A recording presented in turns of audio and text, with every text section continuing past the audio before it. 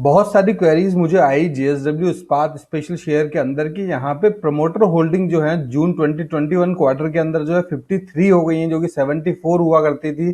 तकरीबन 21% promoter holding यहाँ कम हुई। और उसके अलावा अगर देखेंगे तो प्लेज परसेंटेज जो पहले 24 हुआ करते थे वो यहाँ पे 34 हुए। तो ये क्या हुआ यहाँ पे, ये फंडामेंटल में कोई कुछ चेंज हुआ है, क्या हुआ है, तो सारी चीजें जो है मैं आज कवर करूंगा इस वीडियो के अंदर। और यहाँ पे देखेंगे कि यहाँ पे मैंने क्यों मैं इसको कह रहा हूँ कि ये रडार के अंदर रहना चाहिए, वो सारी बातें इस वीडियो के अंदर करेंगे। तो hi guys, welcome to tech talks with Rahul. और आज हम बात करने वाले हैं जेएसडब्ल्यू इस्पात स्टॉक की, और उसके अंदर देखेंगे क्या अपॉर्चुनिटीज नजर आती हैं और क्या पोजीशन हमारी होनी चाहिए, वो सारी बातें यहाँ पे करेंगे। तो चलिए स्टार्ट करते हैं। स्टार्ट करने से पहले अगर चैनल को सब्सक्राइब नहीं किया है तो चैनल को सब्सक्राइब कर लीजिएगा। डेली बेसिस पे शाम को 7 बजे और कभी कभी 9 बजे एक एनालिसिस हम करते हैं, जिसके अंदर एक मार्केट से रिलेटेड काम की बात जो है हम यहाँ पे करते हैं। तो चलिए स्टार्ट करते हैं। और चैनल को सब्सक्राइब नहीं किया तो कर लीजिएगा। आप जेएसडब्ल्यू इस्पात स्पेशल के अंदर आएंगे तो यहाँ पे सबसे पहले तो एक डिटेल्ड वीडियो में ऑलरेडी इसका बना चुका हूँ, तो ज्यादा डिटेल में बिजनेस वगैरह का डिस्कस यहाँ नहीं करेंगे। यहाँ पे सीधे फंडामेंटल्स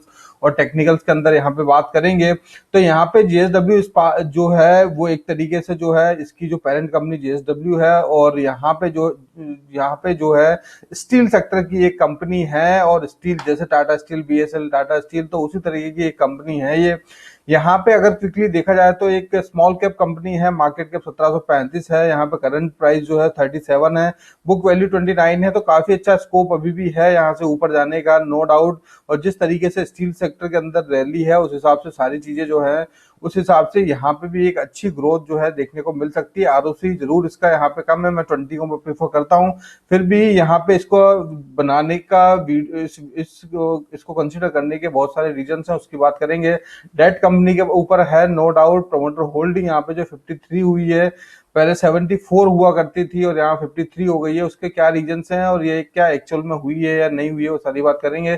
प्लेज परसेंटेज भी पहले 24 हुआ करता था, अब यहाँ 34 हो गया। तो चलिए ये तो कोर फंडामेंटल्स में बात हो गई। अब यहाँ पे देखेंगे तो यही इसके जो है प्लेस जो शेयर जो प्लेस्ड हुए हैं वो नंबर इंक्रीज हुए हैं, वो यहाँ कौन सा बता रहा है। उसके अलावा यहाँ पे जो है प्रमोटर होल्डिंग जो है 21% से यहाँ पे कम हुई है, तो वो भी यहाँ पे बता रहा है। अब जो किस तरीके से कम हुई है वो मैं डिटेल में नीचे बात करूंगा। क्विकली जो है इसके क्वार्टरली रिजल्ट देखें तो कंसिस्टेंट रिजल्ट है, नो डाउट, और अच्छे रिजल्ट्स हैं, कोई बेकार रिजल्ट नहीं है। जिस तरीके से शेयर इतना नीचे आया उस हिसाब से बहुत अच्छे रिजल्ट्स हैं, कोई ऐसी वरी करने की जरूरत नहीं है। ऑपरेटिंग प्रॉफिट यहाँ पे कंसिस्टेंट है। अदर इनकम यहाँ पे जो है थोड़ी सी कम हुई है। प्रॉफिट बिफोर टैक्स देखेंगे वो यहाँ पे थोड़ा सा कम हुआ है, और नेट प्रॉफिट भी यहाँ पे कम हुआ है। लेकिन ईयर ऑन ईयर पे अगर देखा जाए तो टीटीएम के अंदर डेटा काफी अच्छा है, लाइफ टाइम हाई का है। मार्च 2021 के अंदर भी तकरीबन डबल हुआ था डेटा, तकरीबन 70-80% यहाँ पे ग्रोथ हुई थी। अभी भी अच्छी खासी ग्रोथ 20% के करीबन यहाँ पे नजर आती है पिछले साल के मुकाबले। अदर इनकम की बात करें तो यहाँ पे कंसिस्टेंट है। ऑपरेटिंग प्रॉफिट यहाँ पे डबल हुआ, जो कि माइनस में हुआ करती थी चीजें। यहाँ पे 384 हुआ पहले, फिर 598, 600 करोड़ हुआ। तो सारी चीजें अच्छी हैं। प्रॉफिट बिफोर टैक्स यहाँ पे डबल हुआ, नेट प्रॉफिट यहाँ पे डबल हुआ।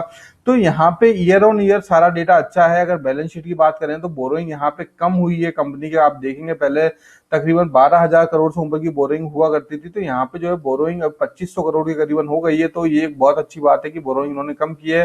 रिजर्व्स यहाँ पे जो है कंपनी ने अपने दोगुना किए हैं पिछले साल के मुकाबले 2021 में, तो वो भी एक अच्छी बात है। इन्वेस्टमेंट कंपनी ने हाल हाल फिलहाल कुछ नहीं किया है। कैश फ्लो में बात की जाए तो नंबर प्लस के अंदर है, पॉजिटिव नंबर है, अच्छे नंबर हैं। आरओसी की बात की जाए तो जो माइनस में हुआ करती थी यहाँ 4% प्लस में है, तो नो डाउट यहाँ पे भी अच्छी सारी चीजें हैं। अब आते हैं शेयर होल्डिंग पैटर्न में कि यहाँ पे हुआ क्या है कि यहाँ पे 74% की होल्डिंग कंसिस्टेंट थी, जो कि अगर देखा जाए तो यहाँ पे जो है जो ये सारे प्रमोटर होल्डर हैं इनके, और यहाँ पे अगर आप नोट करेंगे तो एयन जो है उसकी होल्डिंग जो 21% है वो पूरी की पूरी होल्डिंग यहाँ पे नजर नहीं आ रही जून 21 के अंदर। और अगर आप देखेंगे तो ये सारी होल्डिंग अंडर पब्लिक के अंदर नजर आ रही है, और पब्लिक एक क्वार्टर में अगर इतने चेंजेस कभी नहीं होते कि पब्लिक इतना सारा स्टेक होल्डिंग यहाँ पे कर ले, तो यहाँ पे रीजन क्या है वो मैं आपको बताता हूँ। यहाँ पे रीजन ये है कि इसका ओएफएस आया था, ओएफएस डिक्लेयर हुआ है, और रिजल्ट आने से पहले जो है इनको अपने शेयर होल्डिंग पैटर्न वगैरह डिक्लेयर करने पड़ते हैं। तो वो ओएफएस की वजह से, जो कि ए वाला जो इन्वेस्टमेंट है यहाँ पे, ये सारा ये जो ओएफएस यहाँ पे में आया है, तो उस वजह से ये जो होल्डिंग है, ये होल्डिंग यहाँ पे एज ए, अगर मैं कहूँ तो यहाँ पे नहीं दिखा रही है, और दिखा करके पब्लिक के अंदर डेटा दिखाया जा रहा है। तो उसके अंदर जो है कोई वरी करने की जरूरत है नहीं, यहाँ पे कहीं नहीं गई सारी चीज, कोई फंडामेंटल ऐसा कोई चेंज नहीं हुआ है, कोई वरी करने की यहाँ पे जरूरत नहीं है। और 21% की होल्डिंग जो है, अगर आप देखेंगे 74 से 53 हुआ, तो 21% यहाँ पे कम हुआ, राइट। तो पहले जो 24% प्लेस परसेंटेज था, अगर प्लेस परसेंटेज की बात की जाए, जो 24% के करीबन था, अब वो पहले 74 के हिसाब से जो है, अगर आप देखेंगे तो उस हिसाब से शेयर कैलकुलेट हो रहा था परसेंटेज में, राइट। तो वो 24 नंबर आया था क्योंकि नंबर ज्यादा था, राइट। अब वो नंबर 53 हो गए हैं, तो 53 हो गए हैं, तो वो प्लेस परसेंटेज के नंबर ऑलरेडी बढ़ जाएंगे, राइट। तो ये वाली बात जो है यहाँ पे हुई है, तो इसके अंदर भी कोई चेंज नहीं आया है प्लेस परसेंटेज के अंदर। और यहाँ पे जो है, अगर उसके अंदर क्या कहते हैं, शेयर होल्डिंग पैटर्न में भी ऐसे कोई प्रॉब्लम वाली बात यहाँ पे नहीं है, तो कोई वरी करने की यहाँ पे जरूरत नहीं है। तो इसी वजह से डेटा भी यहाँ पे सही से नहीं दिख रहा है। तो इसके अंदर जो है, ये जो अपडेट्स हैं और जो क्वेरीज जो आप लोग मुझसे कर रहे हैं, तो उसका मैं क्लेरिफिकेशन आपको दे चुका हूँ। Let me repeat it for the place percentage. यहाँ पे क्या हुआ है कि जैसे पहले 74% में से 74% का 24% कोई नंबर था जो शेयर प्लेस थे, ग्रीवी थे, राइट।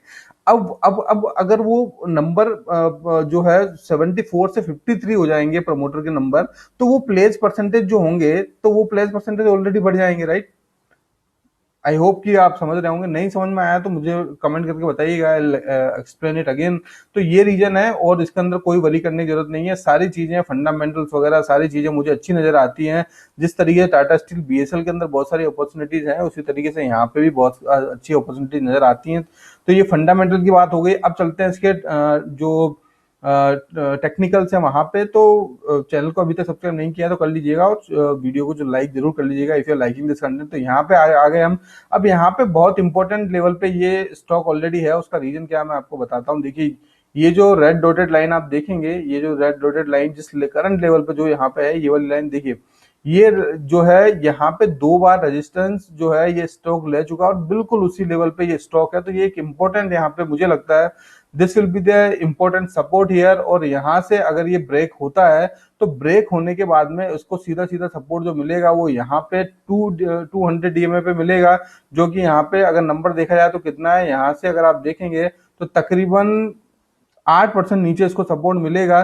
तो यहाँ पे अभी ऑलरेडी ये इंपॉर्टेंट जो है सपोर्ट के अंदर है। मुझे लगता है कि यहाँ पे भी कुछ हलचल होगी, यहाँ से भी एकदम से जो है, मुझे नहीं लगता है कि एकदम से यहाँ से ब्रेक होकर नीचे स्टॉक आएगा। अगर ब्रेक होगा भी तो हो सकता है थोड़ा सा वापस से एक अपसाइड कैंडल बनाए, उसके बाद में जो है ग्रीन कैंडल बनाए, उसके बाद में यहाँ पे जो है थोड़ा सा ये ब्रेक करे यहाँ पे, और यहाँ से रिवर्स भी हो सकता है, ऊपर की तरफ भी जा भी सकता है, उसके अंदर भी कोई डाउट वाली बात नहीं है। तो अब यहाँ क्या करना चाहिए, अभी यहाँ पे हमें ये करना चाहिए कि this is the time to consider this stock. यहाँ पे हमें कुछ क्वांटिटी में इसको बाय करना चाहिए। उसके बाद में अगर ये वापस यहाँ 8% और नीचे आता है तो कुछ क्वांटिटी में फिर बाय करना चाहिए, और नीचे आता है तो फिर बाय करना चाहिए। ओनली फॉर बाय का कॉल है यहाँ पे। मुझे बिल्कुल नहीं लगता कि यहाँ से हमें एग्जिट करना चाहिए इस स्टॉक के अंदर। इस स्टॉक के अंदर अच्छा खासा जो है अपसाइड पोटेंशियल जो है देखने को मिलेगा, और जब इसके अंदर अपर सर्किट लगेंगे तो ये हाथ में भी नहीं आएगा, और अच्छे वैल्यूएशन पे जो है स्टॉक यहाँ पे अवेलेबल है। उसके अंदर कोई भी डाउट वाली बात नहीं है। अगर आप यहाँ पे पी देखेंगे, सिर्फ 4 के पी पे ये स्टॉक अवेलेबल है। तो जिस तरीके से टाटा स्टील बीएसएल है, उसी तरीके से इसके वैल्यूएशन है, और अच्छे खासे नंबर जो है, मैं बिल्कुल इसके अंदर पॉजिटिव। अगर आप देखेंगे, देखिए सेल्स के अंदर अगर आप देखेंगे तो जून के अंदर सेल्स के जो नंबर हैं वो 1462 करोड़ के नंबर है, और यहाँ पे टोटल मार्केट कैप कितना है, 1735 करोड़ का। पहली चीज। दूसरी चीज, अगर आप देखेंगे तो यहाँ पे अगर आप यहाँ पे नेट प्रॉफिट देखेंगे तो इस साल के इस क्वार्टर के अंदर 63 का नेट प्रॉफिट है। अगर आप मान के चलिए 63 का ही नेट प्रॉफिट आने वाले 4 क्वार्टर तक रहता है तो 400 करोड़ का तकरीबन तकरीबन जो है 6 चौक 24 250 करोड़ का जो है यहाँ पे नेट प्रॉफिट हो गया। और 250 करोड़ का नेट प्रॉफिट मतलब टोटल मार्केट कैप में यहाँ पे तकरीबन तकरीबन देखेंगे तो 5-6% होता है यहाँ पे। तो अपने आप में जो है नो सॉरी यहाँ पे जो है तकरीबन तकरीबन 10%, 20% के करीबन होता है, 15 to 20%। तो यहाँ पे ऑटोमेटिकली जो है चीजें जो है काफी अच्छी हैं, वैल्यूएशन कम है, कोई वरी करने की जरूरत नहीं है, फंडामेंटल्स अच्छे हैं। पोजीशन यहाँ पे नो डाउट हम इसके अंदर बना सकते हैं, लेकिन उसको पेशेंटली होल्ड करना भी जरूरी है। मुझे यहाँ डाउन साइड अब कम नजर आता है और यहाँ पे अपसाइड जो है इस स्टॉक के अंदर नजर आता है। अच्छा, अभी स्टील सेक्टर के सारे स्टॉक जो है कंसोलिडेशन के अंदर हैं, साइडवेज हैं, तो इस वजह से जो है यहाँ पे जो है इसको भी यहाँ पे फर्क पड़ रहा है। और यहाँ पे जो है मार्केट भी जो है लाइफ टाइम हाई पे ट्रेड कर रहा है, तो उसका इम्पैक्ट भी यहाँ पे है। बल्कि इसके अंदर ऐसी कोई जो है फंडामेंटली वरी करने की किसी भी तरीके की जरूरत नहीं है। This is the time to consider this stock. तो ये हो गई, ये मेरे सजेशंस, मेरे ओपिनियन हो गए, लेकिन ये मेरे ओपिनियन है, आप इसको रिकमेंडेशन ना समझिए और अपने फाइनेंशियल एडवाइजर से बात करके आप अपना एनालिसिस करके ही इसके अंदर एंट्री लीजिएगा। मेरी कोई रिकमेंडेशन यहाँ पे नहीं है। तो this is for today guys, कल वापस मिलेंगे एक नए स्टॉक के साथ में, एक नए एनालिसिस के साथ में। In the mean time take care, bye bye. और यहाँ पे टारगेट जो मैं बताना भूल गया, यहाँ पे सीधा सीधा जो टारगेट है वो सीधा सीधा टारगेट जो है यहाँ से अगर आप देखेंगे तो ये जो जहां इसका लाइफ टाइम हाई था वहां का टारगेट नजर आता है, और वो टारगेट आप देखेंगे तो 85% है। अगर ये एक साल के अंदर भी यहाँ पे जाता है तो बहुत अच्छे रिटर्न हैं। 2 साल के अंदर जाता तो भी बहुत अच्छे रिटर्न है, लेकिन मुझे लगता है 1 साल से ज्यादा इसके अंदर टाइम नहीं लगेगा। तो यही सारी बातें हो गई और यही सारी चीजें हो गई। कल वापस मिलेंगे नए स्टॉक के साथ में। In the mean time take care, bye bye.